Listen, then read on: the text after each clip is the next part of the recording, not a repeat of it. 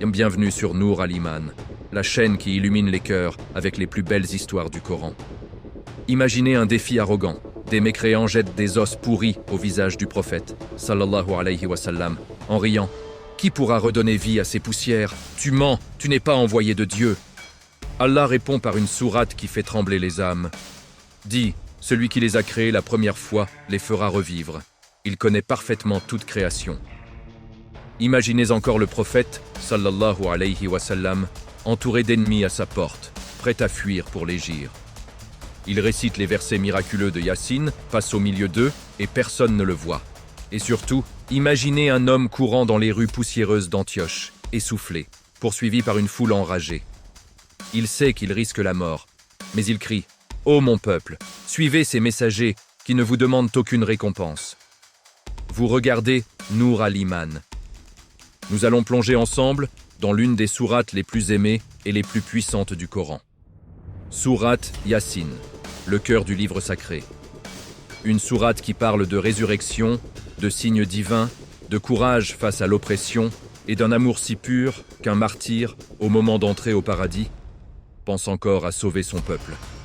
Si vous êtes prêts à être émerveillés, touchés et transformés, abonnez-vous dès maintenant à Nour al-Iman, activez la cloche, likez cette vidéo et laissez-nous un commentaire pour nous encourager. Que la paix et les bénédictions d'Allah soient sur notre prophète Muhammad, sallallahu alayhi wa sallam. Bismillah, commençons. Chapitre 1. Yassine, le cœur battant du Coran. Bismillahir Rahmanir Rahim. Chers frères et sœurs, bienvenue sur Nour al-Iman pour ce premier chapitre consacré à la sourate Yassine, cette perle précieuse que le prophète appelait le cœur du Coran. Avant même que cette sourate ne descende, les mécréants de Quraysh, gonflés d'orgueil, défiaient le messager d'Allah. Ils ramassaient des os blanchis par le soleil, les broyaient entre leurs doigts et lançaient avec mépris. « Qui pourra redonner vie à ces poussières? Muhammad, tu mens, tu n'es pas un prophète !» Leur cœur était devenu dur comme la pierre, aveuglé par l'arrogance. Ils niaient la résurrection et se moquaient de l'au-delà. C'est dans ce climat de défi et de rejet qu'Allah le tout miséricordieux fit descendre sourate Yassine sur le cœur de son bien-aimé. Une sourate révélée à la Mecque, composée de 83 versets, dont le nom vient des 2 lettres mystérieuses qui ouvrent son premier verset, Yassine. Pourquoi est-elle appelée le cœur du Coran? Parce qu'elle touche à l'essence même de la foi, l'unicité d'Allah, la vérité de la révélation, la résurrection des morts, les signes éclatants dans l'univers et le jour du jugement. Elle adoucit les cœurs endurcis, répond aux doutes les plus profonds et enseigne le secret de la vie et de la mort. Le prophète lui accordait une place toute particulière. Il la récitait souvent, l'encourageait à être lu auprès des mourants et disait « Tout a un cœur, et le cœur du Coran est Yassine. Celui qui la récite en cherchant la satisfaction d'Allah, Allah lui pardonnera. » Rapporté par Ahmad. Les savants ont écrit des commentaires entiers sur elle, tant sa profondeur est immense. Maintenant, entrons dans le miracle de ces premiers versets. Allah commence par ces lettres isolées, Yes, Yassine.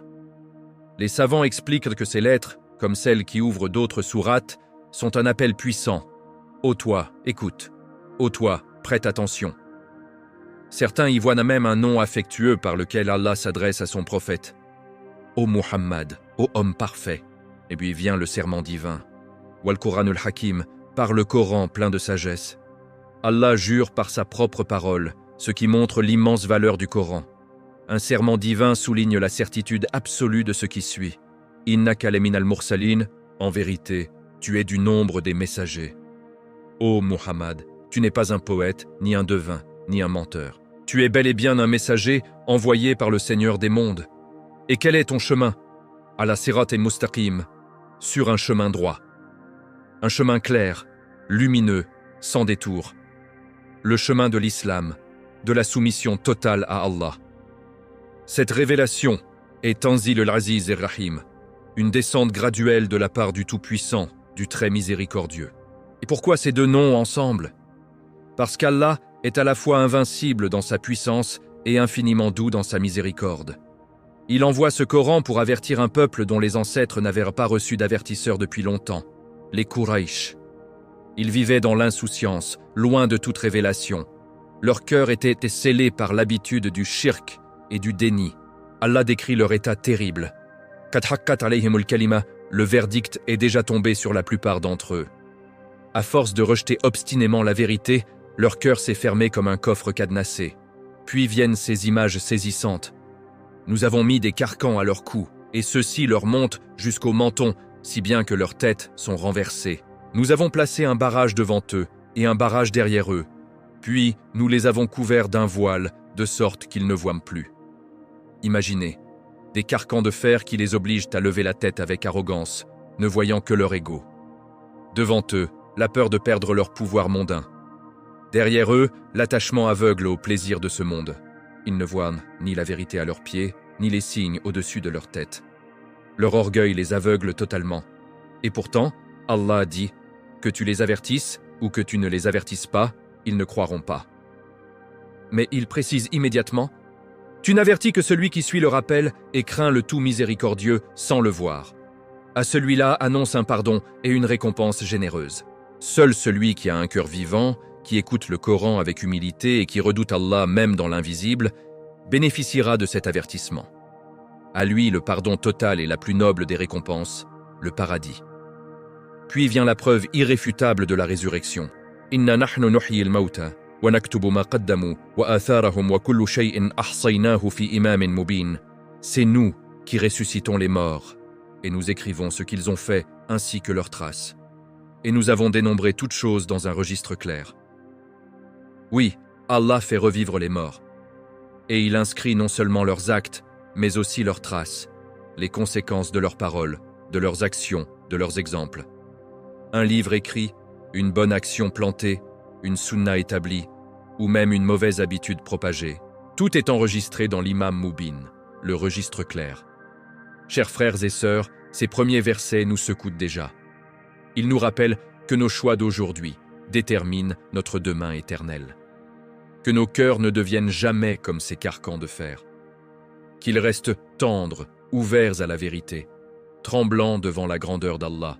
Dans le prochain chapitre, nous plongerons dans l'histoire émouvante des messagers envoyés à la ville d'Antioche et du courage extraordinaire d'Habib an-Najjar, ce croyant qui courut jusqu'au martyre pour défendre la vérité. Si cette série vous touche et vous rapproche d'Allah, n'hésitez pas. Abonnez-vous dès maintenant à Nour Al-Iman. Activez la cloche pour ne rien manquer. Likez cette vidéo et partagez-la autour de vous. Laissez-nous aussi un commentaire avec votre ressenti ou votre dua préféré de Sourate Yassine. Qu'Allah fasse de nos cœurs des cœurs vivants, réceptifs à son rappel. Amin. À très bientôt pour le chapitre 2, Inch'Allah. Chapitre 2. Le courageux croyant d'Antioche. Une histoire qui fait vibrer les cœurs. Bismillahir Rahmanir Rahim. Chers frères et sœurs, bienvenue dans ce deuxième chapitre sur Nour Al-Iman. Après avoir découvert l'introduction puissante de Sourate Yassine, nous entrons maintenant au cœur d'une des histoires les plus émouvantes du Coran, celle des messagers envoyés à la ville d'Antioche et du croyant courageux qui défendit la vérité jusqu'au martyre. Allah dit, cite-leur en exemple les habitants de la cité quand les messagers y vinrent. La plupart des exégètes, comme Ibn Kathir et Courtoubi, identifient cette cité comme Antioche, l'ancienne Antioche en Syrie, une ville prospère mais plongée dans l'idolâtrie et l'injustice. Par miséricorde immense, Allah envoya d'abord 2 messagers pour inviter le peuple au tawhid. Ô mon peuple, adorez Allah. Vous n'avez pas d'autre divinité que lui. Mais les habitants les rejetèrent violemment. Vous n'êtes que des humains comme nous. Le tout miséricordieux n'a rien fait descendre. Vous ne faites que mentir. Les messagers répondirent avec patience. Notre Seigneur sait que nous sommes bien envoyés vers vous. Notre seule mission est de transmettre clairement le message. Le peuple, au lieu de réfléchir, les accusa d'être la cause de leur malheur. Famine, maladie. « Vous nous portez malheur !» crièrent-ils. Une excuse classique, rejeter la faute sur ceux qui appellent à la vérité. Allah, dans sa miséricorde infinie, ne punit pas immédiatement. Il renforça ses messagers en envoyant un 3e prophète. 3 chances offertes à ce peuple. Cela montre la patience divine. Il multiplie les avertisseurs avant le châtiment. Mais les habitants persistèrent dans leur aveuglement. C'est alors qu'apparaît la figure la plus touchante de cette sourate, un homme simple, venu des confins de la ville. Allah dit, et du bout de la cité, un homme accourut. Il dit « Ô mon peuple, suivez les messagers, suivez ceux qui ne vous demandent aucun salaire et qui sont bien guidés. » Imaginez la scène, les rues poussiéreuses d'Antioche, une foule en colère entoure les messagers, prête à les lapider. Soudain, un homme arrive en courant, essoufflé, le visage rougi par l'effort. Il sait que parler maintenant peut lui coûter la vie. Pourtant, il ne se tait pas. Les savants disent qu'il s'appelait Habib an-Najjar, un charpentier ou un cordonnier humble. Il n'était pas du centre du pouvoir, mais la vérité avait atteint son cœur pur plus vite que les notables orgueilleux. Son argumentation est d'une logique irréfutable. Ses messagers ne vous demandent rien en retour. Pas d'argent, pas de gloire. S'ils mentaient, pourquoi se mettraient-ils en danger sans aucun bénéfice? Seuls les sincères parlent ainsi. Puis il défend le tawhid avec une éloquence qui touche l'âme. Et pourquoi n'adorerais-je pas celui qui m'a créé et vers qui vous serez ramenés? Prendrais-je en dehors de lui des divinités? Si le tout miséricordieux veut me faire du mal, leur intercession ne me servirait à rien, et elles ne me sauveraient pas. Je serais alors dans un égarement évident. Il affirme sa foi publiquement. Moi, j'ai cru en votre Seigneur. Écoutez-moi donc. Quelle force! Face à une foule hostile, il proclame son iman sans trembler. Il rappelle que les idoles sont impuissantes. Elles ne peuvent ni nuire ni profiter. Seul Allah décide de tout. Le peuple furieux se jette sur lui. Il le frappe, le lapide, jusqu'à ce qu'il succombe en martyr. Mais écoutez ce qui suit. C'est le moment le plus émouvant du Coran entier. Au instant où son âme quitte son corps, Allah lui dit « Entre au paradis ». Et que fait Habib? Il ne pense pas à sa souffrance, il ne maudit pas ses bourreaux. Non, il dit « Si seulement mon peuple savait comment mon Seigneur m'a pardonné et m'a placé parmi les honorés. » Au seuil du paradis, comblé de miséricorde, il pleure encore sur son peuple. Il souhaite qu'il connaisse le pardon qu'il vient de recevoir. Quelle immensité de cœur, quelle compassion pure. Ce n'est pas de la colère, c'est de l'amour pour la vérité et pour les âmes égarées. Habib an-Najjar incarne le summum de la foi. Même dans la victoire éternelle, il pense au salut des autres. Allah conclut cette partie en disant « Après lui, nous n'avons fait descendre sur son peuple aucune armée du ciel, et nous n'étions pas pour en faire descendre. Ce ne fut qu'un seul cri, et les voilà éteints. Un seul cri divin, une seule vibration, et toute la ville fut anéantie. Pas besoin d'armée. Allah n'a besoin de rien. Il se croyait puissant, mais un seul son suffit à les réduire à néant. Et Allah exprime sa tristesse. Hélas pour mes serviteurs, et chaque fois qu'un messager leur venait, ils se moquèrent de lui. Quelle douleur dans ces mots divins! Allah regrette que ces créatures rejettent ceux qu'il envoie pour les sauver. Chers frères et sœurs, l'histoire d'Habib an-Najjar nous interpelle profondément. Sommes-nous prêts à défendre la vérité, même si elle nous coûte cher? Avons-nous cette compassion qui fait pleurer pour le salut des autres, même quand ils nous rejettent? Que Allah fasse de nous des héritiers spirituels de ce grand martyr.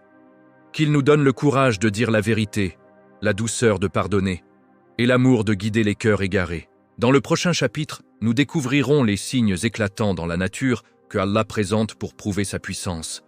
La terre morte qui revit, les couples dans la création, le jour et la nuit, des miracles qui nous entourent chaque jour.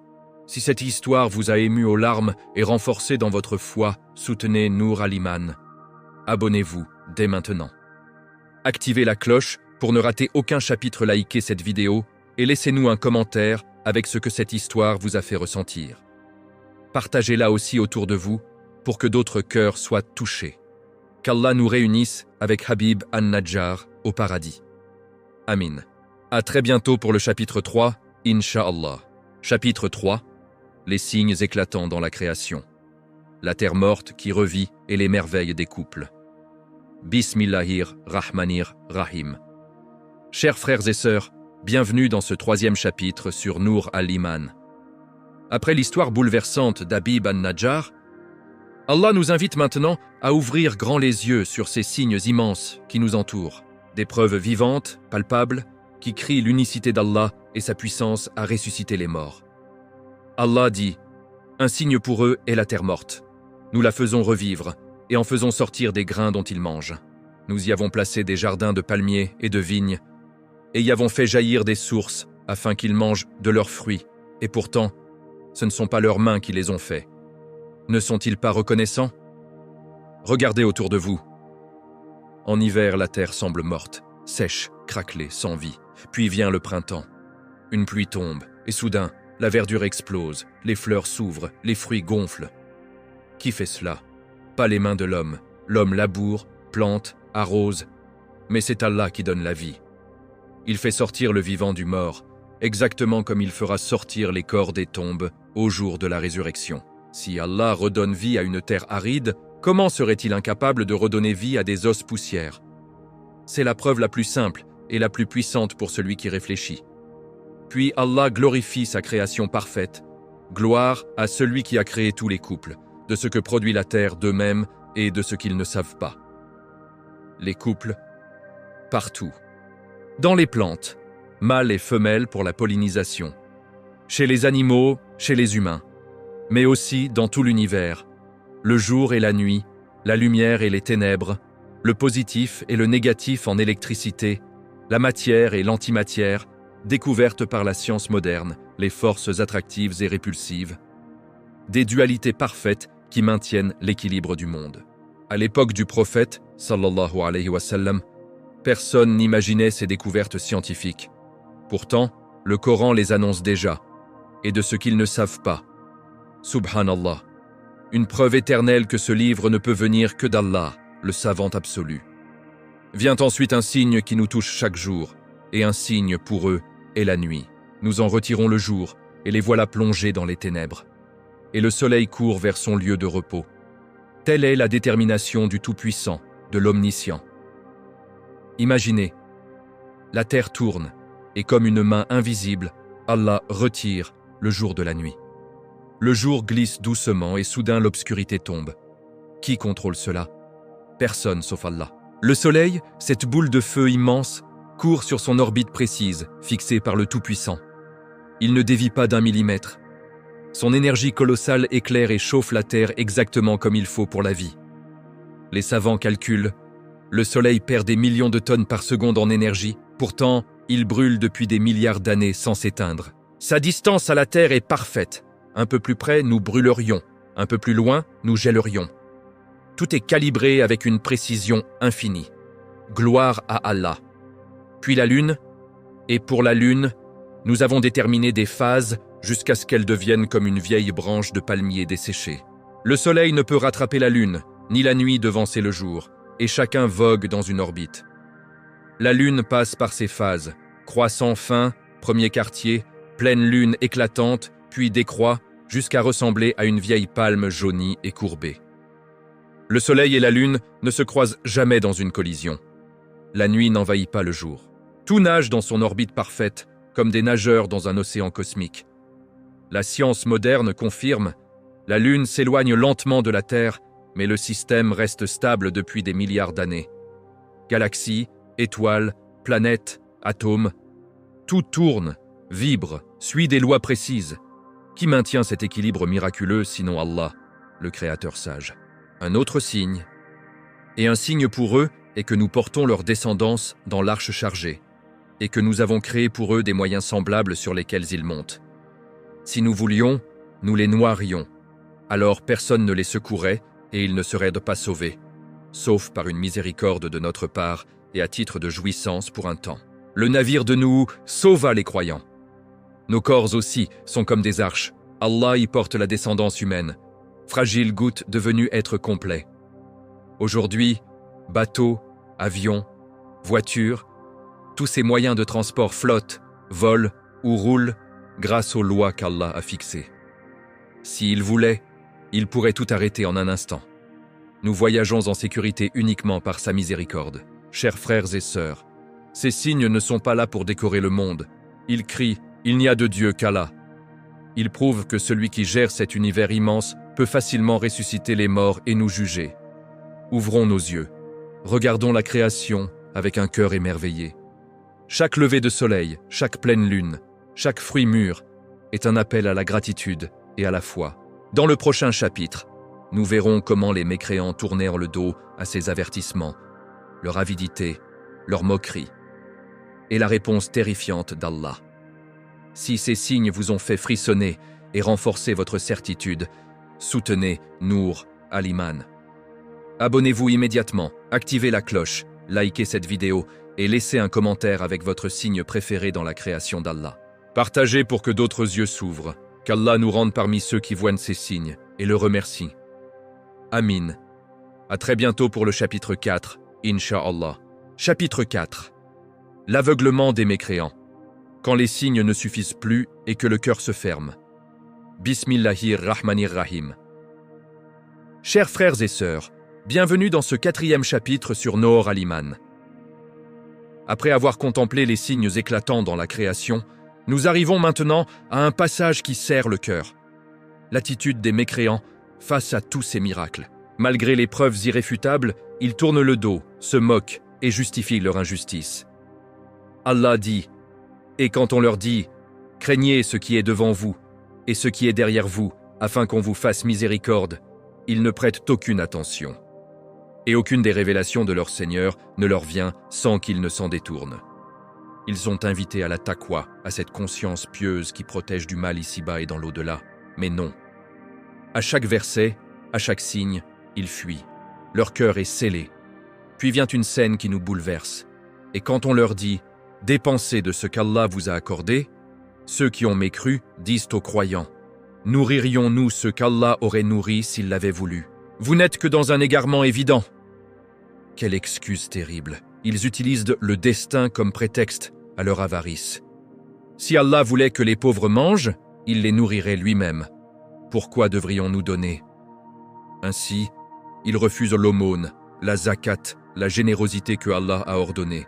Pourtant, Allah teste les riches par la dépense et les pauvres par la patience. Les deux sont des épreuves. Mais les mécréants, aveuglés par leur richesse, ferment leurs mains et leur cœur. Un exemple historique rapporté dans les tafsirs nous touche particulièrement. Abu Bakr as-Siddiq radiyallahu anhu nourrissait souvent les pauvres musulmans. Un jour, Abu Jahl le croisa et lui lança avec arrogance « Ô Abu Bakr, tu prétends qu'Allah peut nourrir ses pauvres s'il le veut ?» Abu Bakr répondit « Oui ». Abu Jahl répliqua « Alors pourquoi ne les nourrit-il pas ?» Abu Bakr expliqua « Allah teste certains par la pauvreté et d'autres par la richesse. Il ordonne aux riches de donner et aux pauvres d'être patients. » Abu Jahl s'écria « Par Allah, ô Abu Bakr, tu es dans l'égarement total. Tu penses qu'Allah, tout-puissant, laisse les pauvres affamés et que c'est toi qui les nourris à sa place ?» C'est après cet échange que descendirent ces versets, condamnant cette logique tordue. Allah révèle que celui qui donne dans le bien, fuit les péchés et croit en la vérité sera guidé vers le chemin le plus facile, celui du paradis. Puis les mécréants lancent leur défi moqueur. Et ils disent « Quand viendra donc cette promesse, si vous êtes véridique ?» Ils exigent le châtiment immédiat, comme pour défier Allah. Si le jour du jugement est vrai, quand arrivera-t-il ? Montre-nous. Ils croient ainsi ridiculiser les croyants. Mais Allah répond avec une menace qui glace le sang. Ils n'attendent qu'un seul cri qui les saisira alors qu'ils disputent encore. Ils ne pourront ni faire de testament, ni retourner à leur famille. Imaginez la scène, des gens au marché, en train de marchander, de rire, de discuter affaires. Soudain, un seul cri divin. Tout s'arrête. Pas le temps de dire adieu, pas le temps de régler une dette, pas le temps de rentrer chez soi. La mort les foudroie, en pleine dispute. Le prophète a décrit ce moment terrifiant. L'heure surprendra deux hommes en train d'étaler un tissu pour le vendre avant qu'ils ne le replient. Un homme remplira l'abreuvoir de ses chameaux, mais ne les abreuvera pas. Un homme lèvera une bouchée à sa bouche, mais ne l'avalera pas. Boukhari. C'est ainsi que viendra le petit jour du jugement. La mort individuelle, soudaine, imprévisible. Et derrière elle, le grand jour. Chers frères et sœurs, ces versets nous secouent violemment. Combien de fois tournons-nous le dos à un verset ? Combien de fois remettons-nous l'aumône à demain ? Combien de fois rions-nous intérieurement des avertissements divins ? Que Allah nous préserve de cet aveuglement. Qu'il ouvre nos cœurs à la taqwa, à la générosité, à la crainte respectueuse de son châtiment. Dans le prochain chapitre, nous vivrons le moment le plus impressionnant de la sourate. le souffle dans la trompe, la résurrection soudaine, les cris de regret des mécréants et la joie éternelle des croyants au paradis. Si ces paroles vous ont fait réfléchir et trembler, soutenez Nour al-Iman. Abonnez-vous tout de suite, activez la cloche pour ne rien manquer, likez cette vidéo et laissez un commentaire avec ce qui vous a le plus touché dans ce chapitre. Partagez pour réveiller les cœurs endormis. Qu'Allah nous fasse mourir en état de taqwa et nous ressuscite parmi les bienheureux. Amin.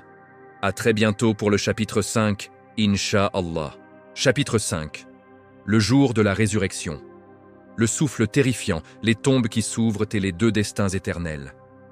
Bismillahir Rahmanir Rahim. Chers frères et sœurs, bienvenue dans ce 5e chapitre sur Nour al-Iman. Préparez vos cœurs. Nous arrivons au moment le plus grandiose et le plus terrifiant de sourate Yasin. Allah nous transporte au jour de la résurrection, ce jour où tout basculera en un instant. Allah dit, et on soufflera dans la trompe, et voilà que, des tombes, ils se précipiteront vers leur Seigneur. Ils diront, malheur à nous, qui nous a ressuscités de notre lieu de repos? C'est ce que le tout miséricordieux avait promis, et les messagers avaient dit vrai. Un seul souffle dans la trompe par l'ange Israfil, et soudain, la terre tremble, les tombes s'ouvrent comme des fleurs fanées qui éclatent. Des milliards d'êtres humains, réduits à poussière depuis des siècles, jaillissent vivants, nus, terrifiés, courant vers leur Seigneur. Les mécréants qui riaient de la résurrection crient maintenant « Malheur à nous! Qui nous a sortis de notre sommeil ?» Car la mort était comme un long sommeil, la tombe, un rêve parfois doux, parfois cauchemardesque. Mais là, la réalité absolue les frappe. C'est bien ce que promettait le tout miséricordieux. Les messagers disaient vrai. Ce ne fut qu'un seul cri, et les voilà tous debout, regardant autour d'eux, le regard perdu. Imaginez, des gens qui vivaient il y a des milliers d'années, des empires disparus, des civilisations englouties, tous ressuscités en même temps. Le premier homme, Adam alayhi salam, aux côtés du dernier bébé mort dans le ventre de sa mère. Tous égaux devant Allah. Puis viennent les deux scènes opposées qui font vibrer l'âme. D'abord, la joie infinie des croyants. Ce jour-là, les gens du paradis seront occupés à jouir joyeusement. Eux et leurs épouses seront dans l'ombre, accoudés sur des divans. Ils y auront des fruits et tout ce qu'ils désireront. Et un mot de salut de la part d'un Seigneur très miséricordieux. Paix sur vous. Subhanallah. Pas d'attente interminable, pas de compte terrifiant pour les pieux. Leurs livres sont purs. Ils entrent directement dans la félicité. Installés sur des divans somptueux, sous une ombre fraîche, entourés de leurs époux purifiés, ils savourent des fruits exquis, des plats délicieux. Tout ce que le cœur désire apparaît instantanément. Mais le plus grand bonheur, Allah lui-même les salue. Salam, paix sur vous. Le prophète, sallallahu alayhi wa sallam, a dit « Une lumière divine apparaîtra, et les croyants lèveront les yeux pour voir leur Seigneur. À cet instant, ils oublieront toutes les délices du paradis. Rien ne vaut cette vision béate. Puis la lumière reste en eux pour toujours. À l'opposé, la terreur des mécréants. Et ô criminels, séparez-vous aujourd'hui des croyants. Allah, dans sa majesté, ordonne la séparation. Les rend des pieux d'un côté, les criminels de l'autre. Puis il leur rappelle leurs promesses brisées. Ne vous ai-je pas ordonné, ô enfants d'Adam, de ne pas adorer Satan, car il est pour vous un ennemi déclaré, et de m'adorer moi. Voilà le chemin droit. Il a égaré de vous de nombreuses générations. Ne raisonniez-vous donc pas? Voilà l'enfer que vous aviez été promis. Entrez-y aujourd'hui pour avoir mécru. Quelle humiliation! Ils qui se moquèrent des croyants verront maintenant ceux-ci honorés pendant qu'eux seront traînés vers le feu. Pas d'excuses. Ils ont suivi Satan, refusé la raison, ignoré les prophètes. Puis le moment glaçant. Ce jour-là, nous scellerons leurs bouches, et leurs mains nous parleront, et leurs pieds témoigneront de ce qu'ils avaient l'habitude de commettre. Leurs bouches closes, leurs propres membres les accusent. Les mains disent « J'ai volé, j'ai frappé ». Les pieds « J'ai marché vers le haram ». Comme dans le hadith, les membres parlent, puis Allah permet à l'homme de répondre, et il dira à ses membres « Malheur à vous, je vous défendais ». Chers frères et sœurs, ces scènes nous transpercent le cœur. Aujourd'hui, nous choisissons notre camp. Chaque prière, chaque aumône, chaque vérité défendue nous rapproche du salam divin. chaque péché, chaque moquerie nous rapproche du « séparez-vous ». Que Allah nous fasse ressusciter parmi ceux qui entendent « paix sur vous » de la part de leur Seigneur. Dans le prochain chapitre, nous découvrirons les dernières preuves irréfutables, la création de l'homme à partir d'une goutte, le feu sorti de l'arbre vert, et la puissance absolue d'Allah sur les cieux et la terre.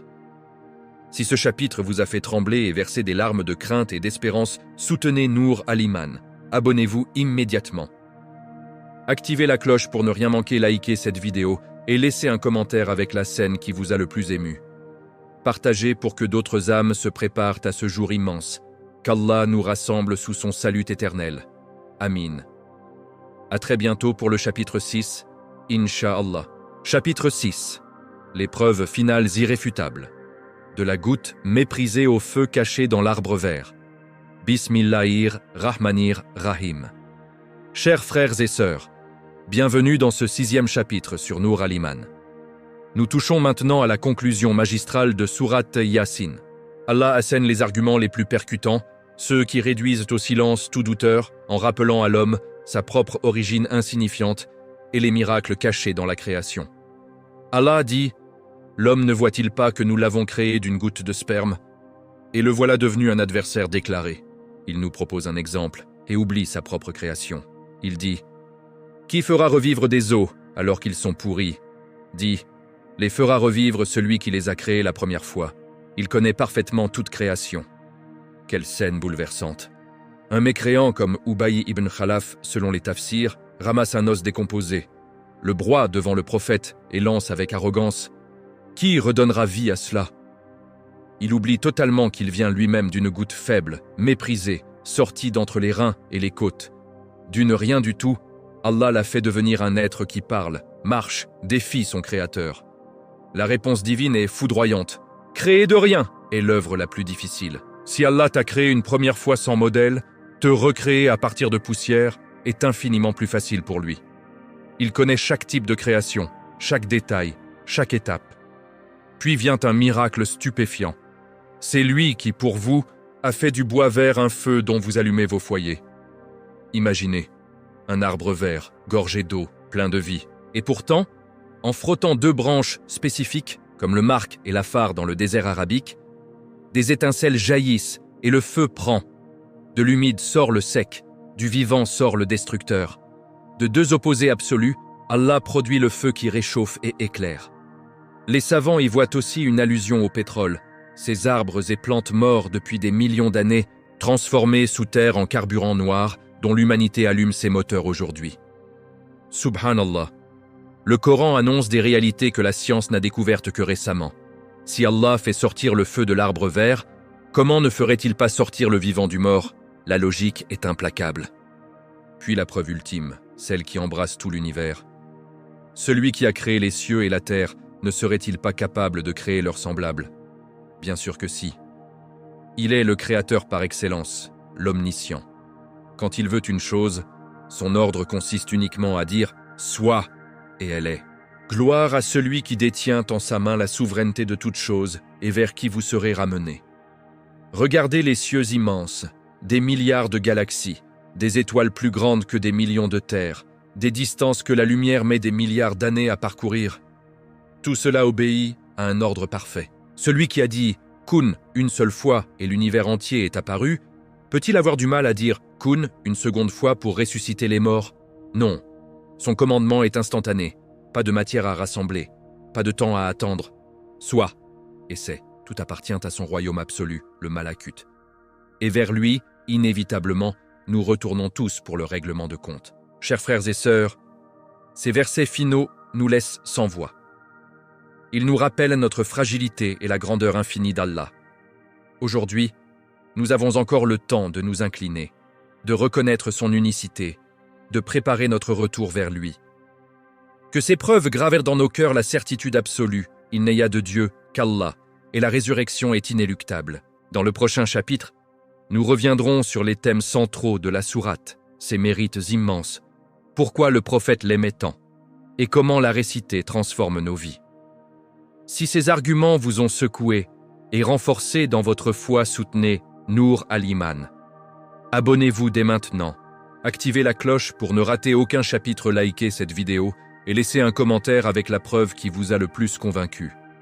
Partagez pour que d'autres cœurs s'ouvrent à ces vérités éternelles. Qu'Allah nous fasse mourir sur le tawhid pur et nous ressuscite parmi les rapprochés. Amin. À très bientôt pour le chapitre 7, Inch'Allah. Chapitre 7. Les mérites immenses de Surat Yasin.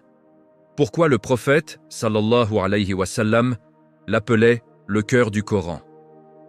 Bismillahir-Rahmanir-Rahim. Chers frères et sœurs, bienvenue dans ce 7e chapitre sur Nur al-Iman. Après avoir parcouru ensemble les profondeurs miraculeuses de Surat Yasin, il est temps de nous arrêter sur ses mérites extraordinaires. Pourquoi cette sourate occupe-t-elle une place si spéciale dans le cœur du prophète et dans celui des musulmans depuis 14 siècles? Le messager d'Allah a dit « Tout a un cœur, et le cœur du Coran est Yasin. Celui qui la récite en cherchant la face d'Allah, Allah lui pardonnera ses péchés passés. Récitez-la donc auprès de vos mourants. » Rapporté par Ahmad, Abu Daoud et Ibn Majah. Imaginez une sourate dont la récitation efface les péchés comme la pluie lave la poussière. Une sourate recommandée au chevet de celui qui quitte ce monde, comme une lumière qui accompagne l'âme vers son Seigneur. Dans un autre hadith authentique, le prophète, sallallahu alayhi wa sallam, a dit « Celui qui récite Yasin dans une nuit en cherchant la satisfaction d'Allah sera pardonné cette nuit-là. » Rapporté par Abu Daoud. Et encore, celui qui entre dans un cimetière et récite Yasin, Allah allège ce jour-là le châtiment des morts et lui accorde une récompense équivalente au nombre de ceux qui y sont enterrés. Rapporté par Salabi. Les savants expliquent que ces mérites ne viennent pas d'une magie dans les lettres, mais de la profondeur des vérités qu'elle contient. Le tawhid pur, la résurrection certaine, les signes universels, l'histoire émouvante d'Habib an-Najjar, la description vivante du paradis et de l'enfer. Elle touche le cœur comme aucune autre. Imam Ahmad rapporte que le prophète, sallallahu alayhi wa sallam, récitait Yasin chaque matin après la prière du Fajr. Les compagnons la chérissaient tant qu'ils l'appelaient Al-Mu'amma, celle qui enveloppe de bénédictions, ou Ad-Dafi al-Qadiyya, celle qui repousse les calamités et accomplit les besoins. Cheikh al-Sha'rawi rahmahullah disait « Yasin est une sourate qui parle à l'âme directement. Elle lui rappelle d'où elle vient, où elle va, et qui est son vrai maître. » De grands imams comme l'imam al-Ghazali et Ibn al-Qayyim recommandèrent sa récitation quotidienne. Ils disaient qu'elle protège du châtiment de la tombe, adoucit le cœur, renforce la foi et rapproche d'Allah. Aujourd'hui encore, dans le monde musulman, on récite Yasin pour les malades, les mourants, dans les maisons touchées par la tristesse, lors des funérailles. Des millions de cœurs trouvent à la paix en écoutant ces versets mélodieux. Mais attention, ces mérites sont liés à la sincérité. Il ne s'agit pas de la réciter comme une formule magique, sans compréhension ni application. Le vrai mérite vient quand on médite ces versets, quand on applique ces leçons, croire en la résurrection, défendre la vérité comme Habib, contempler les signes d'Allah, se préparer au jour dernier. Chers frères et sœurs, faites de Yasin une compagne quotidienne. Récitez-la le matin pour commencer la journée avec lumière. Récitez-la le soir pour fermer les yeux en paix. Récitez-la auprès de vos proches en difficulté. Et surtout, vivez-la. Que votre vie reflète son message de tawhid et de préparation à l'au-delà. Qu'Allah nous fasse parmi ceux qui aiment Yasin, la récitent avec khushu, la comprennent et la mettent en pratique. Dans le prochain chapitre, nous explorerons comment réciter Yasin avec la plus belle voix et le plus profond recueillement, et quelques règles de tajwid spécifiques à cette sourate. Si ce chapitre vous a donné envie de prendre votre Coran dès maintenant et de réciter Yasin, soutenez Nur al-Iman. Abonnez-vous immédiatement. Activez la cloche pour ne rien manquer, likez cette vidéo et laissez un commentaire avec votre signe préféré sur cette sourate. Partagez pour que d'autres découvrent ces trésors. Qu'Allah nous pardonne par la baraka de Yasin et nous réunisse au paradis. Amin. À très bientôt pour le chapitre 8, Inch'Allah. Chapitre 8. Récitez Yasin avec beauté et khushu. Tajwid, mélodies et secrets d'une récitation qui touche les cœurs. Bismillahir-Rahmanir-Rahim. Chers frères et sœurs, bienvenue dans ce 8e chapitre sur Nur al-Iman. Aujourd'hui, nous allons transformer notre amour pour Sourate Yassine en une récitation vivante, mélodieuse et pleine de khushu. Car réciter le Coran n'est pas seulement lire des mots, c'est faire vibrer son âme, dialoguer avec Allah et laisser sa parole pénétrer jusqu'au plus profond du cœur. Le prophète a dit « Embellissez le Coran avec vos voix », rapporté par Abu Daoud. Une belle voix, un rythme doux et une prononciation parfaite multiplient la récompense et font couler les larmes.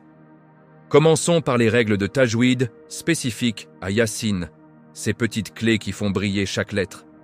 Les lettres mystérieuses. Yis prononcé Ya-A, Si-In, avec un allongement doux de 2 à 6 temps selon les Qurra. C'est un appel divin qui doit résonner comme un mystère sacré. Les mad, allongements. Nombreux. Mad munfasil, comme dans Quran Hakim, 4 à 5 temps permis. Mad lazim, dans les mots comme el mursalin, 6 temps obligatoires. Respectez-les pour que la mélodie coule naturellement. Les gunna, nasalisation.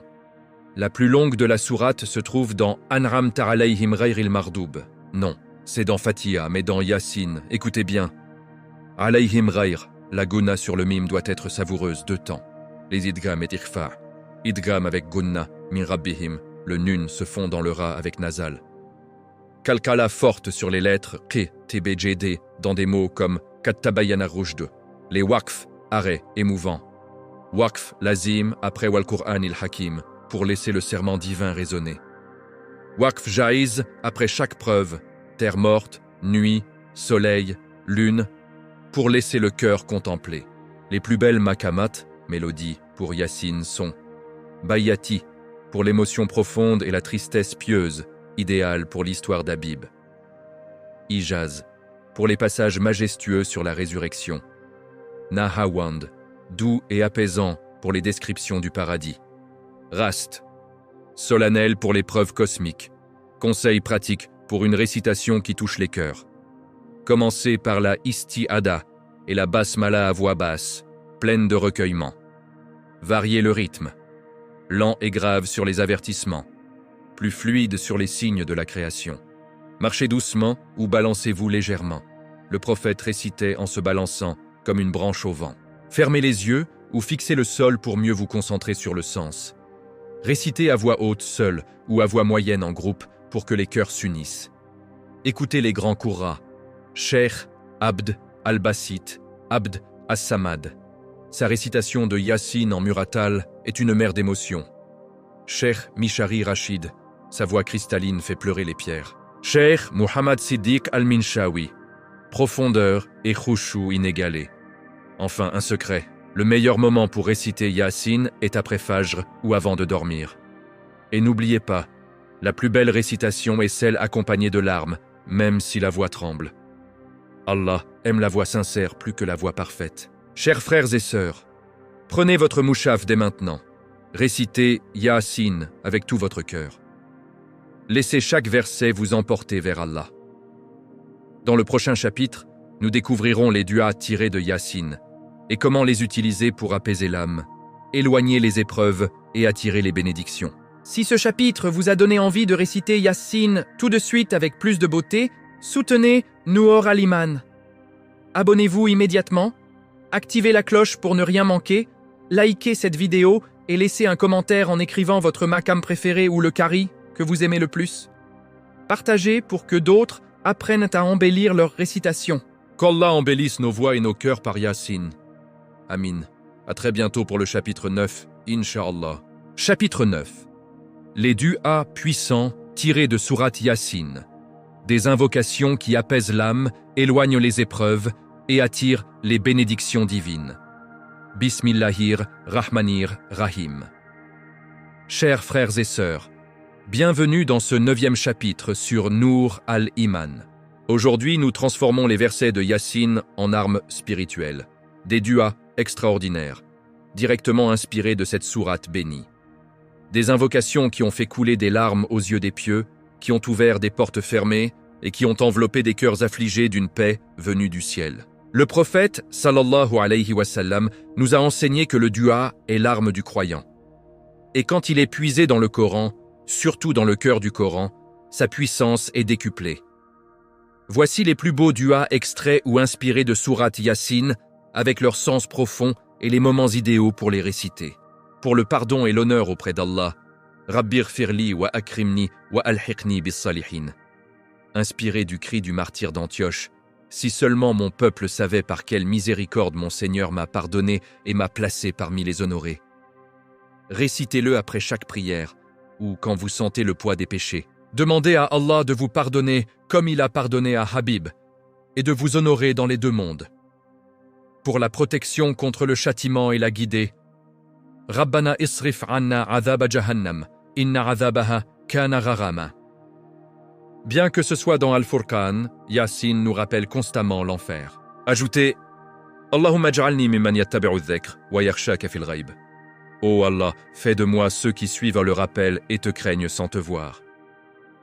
Idéal avant de dormir pour une protection nocturne. Pour la facilité dans les affaires et l'éloignement des épreuves, Subhanalladhi khalaqal azwaja kullaha mimma tunbitul ardu wa min anfusihim wa mimma la ya'lamun. Récitez ce tasbih 7 fois ou 21 fois quand une difficulté semble insurmontable. Rappelez à Allah sa puissance sur toute chose ouvre les portes les plus verrouillées. Pour la guérison du cœur et la paix intérieure, Salamun alaykum bima sabartum, fanirma uqbad dar. Paix sur vous pour votre patience. Quelle belle demeure finale. Même si ce verset est dans Ar-Ra'd, Yassine décrit le salam divin aux gens du paradis. Récitez-le quand l'angoisse serre la poitrine. Allahumma salli ala sayyidina Muhammad wa sallimni wa sallim qalbi. Ô Allah, bénisse Muhammad et accorde-moi la paix et apaise mon cœur. Pour la résurrection parmi les bienheureux, Rabbi ij'alni mimman yakhruju min qabrihi musri'an ilayka radiyan mardiya. Ô Seigneur, fais de moi ceux qui sortiront de leur tombe en se précipitant vers toi, satisfaits et agréés. À réciter après Yassine complète, surtout le vendredi. Du'a global inspiré de la fin de la sourate. Subhanalladhi biyadihi malakutu kulli shay'in wa ilayhi turja'un. Allahumma ij'al khayra a'malina khawatimaha wa khayra ayyamina yawma nalqak. Gloire à celui qui détient la souveraineté de toutes choses et vers qui vous serez ramenés. Ô Allah, fais que le meilleur de nos actes soit le dernier et le meilleur de nos jours celui où nous te rencontrerons. Les pieux rapportent que réciter Yassine, suivi de ces du'as, attire une lumière spéciale dans la maison, repousse les djinns, facilite les affaires et adoucit le passage vers l'au-delà.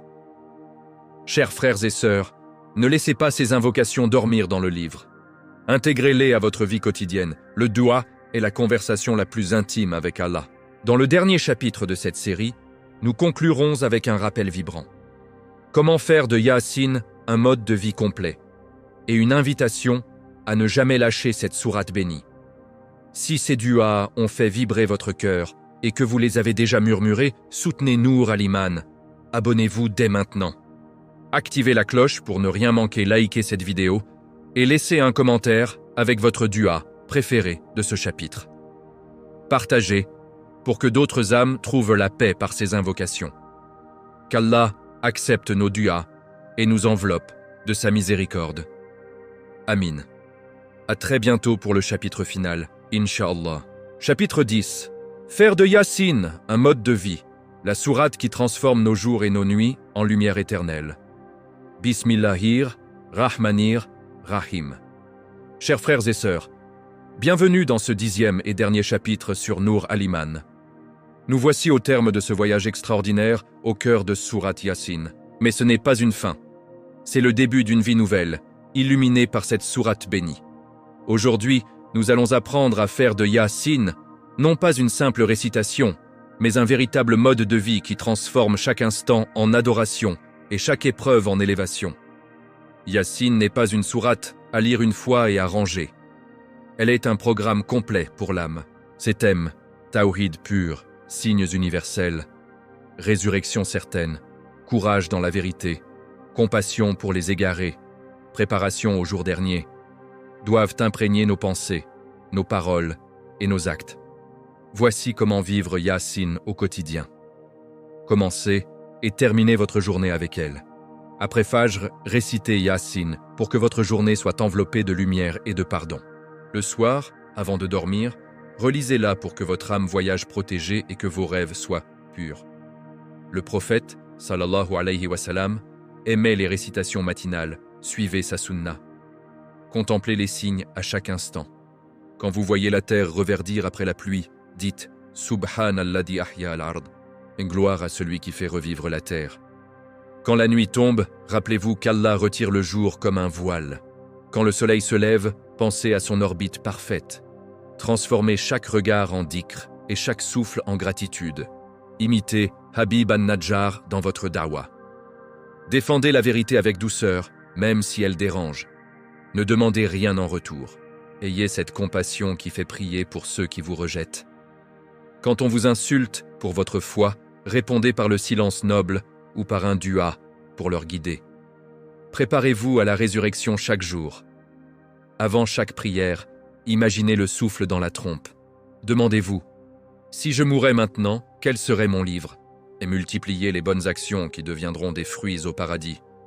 Fuyez les péchés qui scellent les bouches. Utilisez Yassine comme remède spirituel. Récitez-la sur les malades, les affligés, les mourants. Placez-la dans votre maison comme une barrière contre le mal. Quand une épreuve arrive, ouvrez le mouchaf à Yassine et lisez jusqu'à ce que la paix descende. Enseignez-la à vos enfants et à votre entourage. Faites-en une tradition familiale, une récitation collective le vendredi soir, suivie d'un commentaire simple. Expliquez les signes aux petits pour qu'ils grandissent avec la certitude du tawhid. Les pieux disaient « Celui qui vit avec Yassine ne craint ni la solitude, ni la mort, ni le jour du jugement. » Car cette sourate est une amie qui ne trahit jamais, une lumière qui ne s'éteint pas. Chers frères et sœurs, cette série touche à sa fin, mais votre relation avec Yassine ne fait que commencer. Promettez-vous dès aujourd'hui de ne jamais l'abandonner, qu'elle devienne le battement de votre cœur spirituel. Merci infiniment de nous avoir accompagnés tout au long de ces 10 chapitres. Vos likes, vos commentaires et vos partages ont été une immense bénédiction pour Nour al-Iman. Si cette série vous a rapproché d'Allah, touché au plus profond et transformé, soutenez Nour al-Iman une dernière fois. Abonnez-vous dès maintenant si ce n'est pas déjà fait. Activez la cloche pour nos prochaines séries sur d'autres sourates précieuses, likez cette vidéo finale et laissez-nous un commentaire émouvant avec ce que Yassine a changé dans votre vie. Partagez cette série entière autour de vous pour que des milliers de cœurs soient illuminés. Qu'Allah fasse de Yassine une intercesseuse pour nous le jour du jugement, qu'il nous réunisse avec le prophète, sallallahu alayhi wa sallam, et Habib an-Najjar au paradis, et qu'il accepte cette humble œuvre. Barakallahu fikum. C'était Nour al-Iman, la lumière de la foi. À très bientôt pour de nouvelles aventures coraniques, Inch'Allah.